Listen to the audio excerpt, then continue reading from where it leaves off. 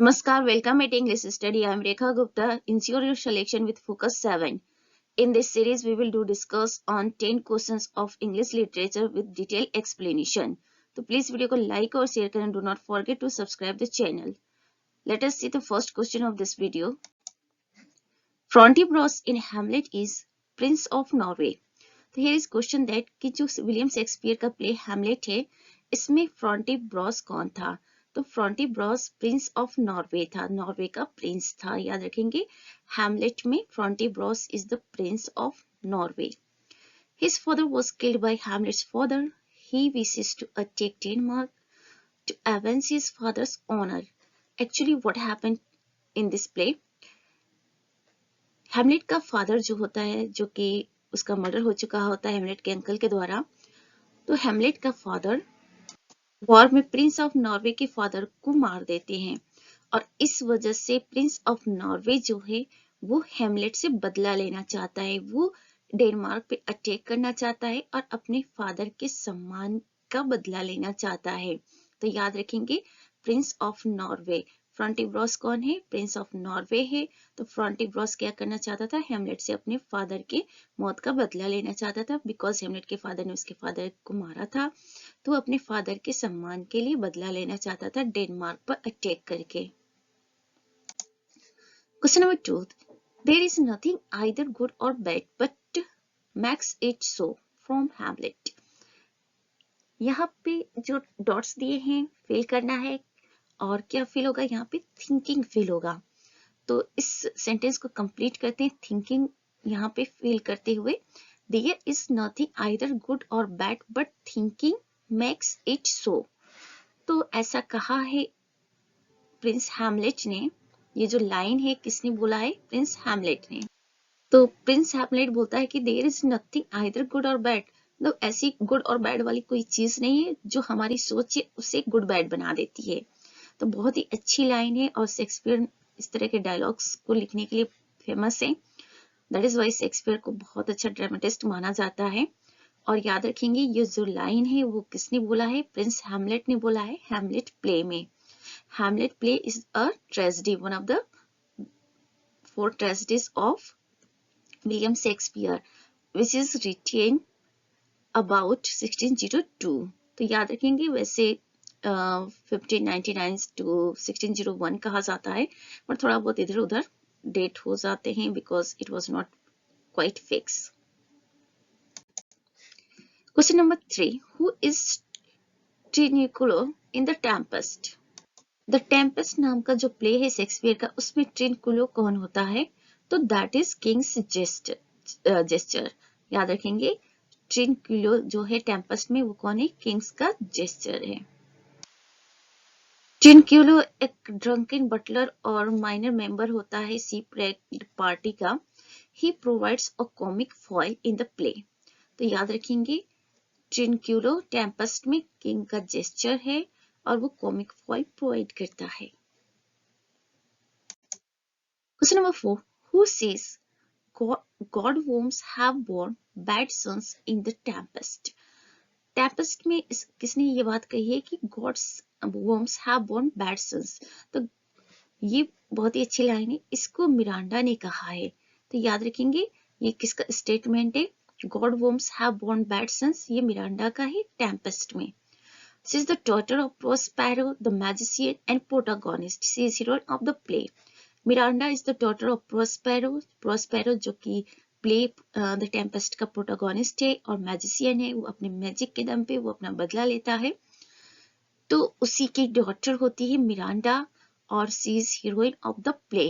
Who is the hero of the play? Ferdinand. Question number 5. This is considered to be the first play of Shakespeare by general consent. ऐसा कहा जाता है general concept में देखा जाए तो एक प्ले है जिसे शेक्सपियर का फर्स्ट प्ले माना जाता है. तो which play is that? Henry sixth part 1. तो बहुत सारे हिस्टोरिकल प्लेस भी लिखे हैं शेक्सपियर में, उसमें से एक है हेनरी सिक्स्थ पार्ट 1 और ऐसा माना जाता है कि ये शेक्सपियर का फर्स्ट प्ले है. थोड़ा सा और फैक्ट्स देखेंगे इसके बारे में. Henry sixth part 1 is a history play retained possibility in collaboration with Christopher Marlowe and Thomas Nast in 1591। तो हेनरी सिक्स्थ पार्ट 1 है, ये एक हिस्टोरिकल प्ले है और ऐसा कंसीडर किया जाता है कि इस प्ले को शेक्सपियर ने क्रिस्टोफर मार्लो और टॉमस नास के साथ लिखा है मिलकर। कब? 1591 में, क्योंकि शेक्सपियर के टाइम में बहुत से प्ले राइटर्स हुआ करते थे जो आपस में कोलैबोरेट करके प्ले लिखा करते थे। उसमें से शेक्सपियर ने भी कुछ ऐसे प्लेस लिखे हैं दूसरों के साथ कोलैबोरेट होकर। तो याद रखेंगे हेनरी सिक्स्थ पार्ट 1 को शेक्सपियर ने क्रिस्टोफर मार्लो और टॉमस नास के साथ लिखा है 1591 में। कैरेक्टर्स देख लेते हैं हेनरी सिक्स्थ के। हेनरी किंग सिक्स्थ हैं, जो किंग हेनरी सिक्स्थ हैं वो हैं, ये स्कॉटलैंड के किंग होते हैं। फिर दूसरा कैरेक्टर है duke of Bedford, third one is Humphry, next one is Duke of Gloucester. तो ये कुछ इंपॉर्टेंट कैरेक्टर्स है, ऐसा नहीं कि इतने ही कैरेक्टर्स है, और भी कैरेक्टर्स है, बट ये इंपॉर्टेंट से इसे याद रखेंगे। तो किंग हेनरी सिक्स्थ कौन है? स्कॉटलैंड का किंग है। तो याद रखेंगे Henry sixth part 1 is the first play of Shakespeare and he has written this play in collaboration with Christopher Marlowe and Thomas Nast. Question number 6. What was the tragic flaw in the character of Macbeth? Macbeth के character में कौन सी tragic flaw थी? तो that is over ambition. देखिए ऐसा कहा जाता है अकॉर्डिंग टू एरिस्टोटल, जो ट्रेजिक कैरेक्टर्स होते हैं, ट्रेजेडी के जो प्रोटैगनिस्ट होते हैं, उनके अंदर कोई ना कोई ट्रेजिक फ्लॉ होती है और जिसकी वजह से उनका एंड ट्रेजेडी में होता है। तो उसी तरह से ट्रेजिक फ्लॉ मैकबेथ में होता है और वो होता है over ambition. Really over ambition की वजह से ही तो मैकबेथ के अंदर ये इंटरेस्ट क्रिएट होता है कि वो किंग बन सकता है, और इस तरह से वो थ्री विचेस की बातों में आ जाता है, अपनी वाइफ लेडी मैकबेथ की भी बातों में आ जाता है और किंग डंकन का मर्डर कर देता है। तो कुछ कैरेक्टर्स हैं इस प्ले में। मैकबेथ है, Lady Macbeth, king Duncan, Banquo, Macduff, three witches, Malcolm, Fleance, Donalbain. यहाँ पे थोड़ा सा सीक्वेंस देख लीजिए क्योंकि सीक्वेंस पूछा जाता है, एक बार और डिस्कस हो चुका है, फिर से डिस्कस करते हैं ताकि आपके माइंड में याद रहे कि ये सब फैक्ट्स पूछे जाते हैं। Hamlet, Othello, King Lear, Macbeth. तो इन 4 ट्रेजेडीज का सीक्वेंस पूछा जाता है कि कब कब लिखा गया है। तो हैमलेट को लिखा गया था 1602 में, about exact not. Othello 1604, King Lear 1605, Macbeth 1606। ये सारे अबाउट वाले हैं क्योंकि शेक्सपियर के जितने भी प्लेस है एग्जैक्ट हम नहीं बता सकते हैं, 1-2 साल इधर उधर हो सकता है क्योंकि अलग अलग बुक्स में देखिए तो अलग फैक्ट्स मिल जाएंगे, अलग डेट्स मिल जाएंगे, फिर गूगल पे सर्च करिए तो अलग डेट्स मिलेंगे, तो इस हिसाब से आप उसको मैनेज कर लेंगे, थोड़ा बहुत इधर उधर ये डेट्स होंगे। तो इनका सीक्वेंस याद करने के लिए ये हम फॉलो कर सकते हैं HOKM, ठीक है, हॉकम। तो इसको फॉलो कर लेंगे तो आपको थोड़ा सीक्वेंस क्लियर हो जाएगा। तो हॉकम H यानी कि सबसे पहले हैमलेट लिखा उन्होंने, फिर ओथेलो ओथेलो उन्होंने लिखा 1604 में, किंग लियर लिखा के, 1605 में मैकबेथ लिखा M, 1606। और ऐसे ये जो 2, 4, 5, 6 है ये इनके ईयर है, यहाँ से 2, 4, 5, 6। तो याद रखेंगे ये 4 ट्रेजेडीज के सीक्वेंस अक्सर पूछे जाते हैं। कुछ कैरेक्टर्स डिस्कस हो चुका है और ट्रेजिक फ्लॉ मैकबेथ कैरेक्टर में क्या है वो है over ambition. Question number 7, in which of following place does Hippolyta appear? Here is a character Hippolyta, वो किस प्ले में, शेक्सपियर के किस प्ले में अपीयर होती है? तो that is a midsummer nights Dream. याद रखेंगे ये शेक्सपियर का प्ले है अ मिडसमर नाइट्स ड्रीम, ये कॉमेडी है और इसमें हिप्पोलाइटा जो है वो अपीयर होती है, she is a character in the play a midsummer nights Dream. ये प्ले कब लिखा जाता है? 1596 to 97। मल्टीपल सब प्लॉट हैं इस प्ले में, उन सब प्लॉट में एक है थीसिस एंड हिप्पोलाइटा की मैरिज। तो याद रखेंगे थीसिस और हिप्पोलाइटा की मैरिज भी इस में एक सब प्लॉट का रोल प्ले करता है अ मिडसमर नाइट्स ड्रीम में। थीसिस कौन है? Duke of Athens. हिप्पोलाइटा कौन है? Amazon queen. Hippolyta also appears in The Two Noble Kinsmen, a play co-written by Shakespeare and John Fletcher. हिप्पोलाइटा जो कैरेक्टर है, ऐसा कहा जाता है कि एक प्ले है जिसका टाइटल है द टू नोबल किंग्समैन, इसमें भी वो अपीयर होती है। यानी कि हिप्पोलाइटा नाम का जो कैरेक्टर है शेक्सपियर के दो प्ले में आपको देखने को मिलेगा, एक तो मिडसमर नाइट्स ड्रीम में और दूसरा द टू नोबल किंग्समैन। और ये जो प्ले है द टू नोबल किंग्समैन, इसको अकेले शेक्सपियर ने नहीं लिखा है, कोलैबोरेशन में लिखा है। किसके साथ? जॉन फ्लेचर के साथ। तो याद रखेंगे शेक्सपियर के टाइम में ये सब चलता था, 2-3 प्ले राइटर मिलकर लिखा करते थे एक प्ले को। तो हिप्पोलाइटा याद रहेगा ना, अ मिडसमर नाइट्स ड्रीम में है और थीसिस और हिप्पोलाइटा की शादी होती है इस प्ले में। थीसिस ड्यूक ऑफ एथेंस से, हिप्पोलाइटा अमेजन क्वीन है और हिप्पोलाइटा जो है वो द टू नोबल किंग्समैन है। इस प्ले में भी she is a character. Question number 8. Most friendship is feigning, most loving mere folly. These words occur in As You Like It. तो यहाँ पे ये स्टेटमेंट है, most friendship is feigning, most loving mere folly. ये जो statement है किस play में अपीयर होता है? तो ये है As You Like It. ये शेक्सपियर की एक कॉमेडी है, प्ले है As You Like It, इसी में से ये सेंटेंस लिया गया है। ये लिखा जाता है 1599 में around. This words occurs in a song. तो ये जो वर्ड्स हैं ये एक सॉन्ग में ऑकर होता है As You Like It play में। शेक्सपियर के कुछ प्लेस हैं जिसमें उन्होंने सॉन्ग्स भी लिख रखे हैं। तो बॉलीवुड मूवीज होते हैं ना, उसमें स्टोरीज भी होते हैं, सॉन्ग्स भी होते हैं। तो उसी तरह से शेक्सपियर की कुछ कॉमेडीज, रोमांस वाले प्लेस हैं जिसमें उन्होंने सॉन्ग्स लिख रखे हैं। तो उसी सॉन्ग्स में से ये स्टेटमेंट जो है most friendship is feigning, most loving mere folly, लिया गया है।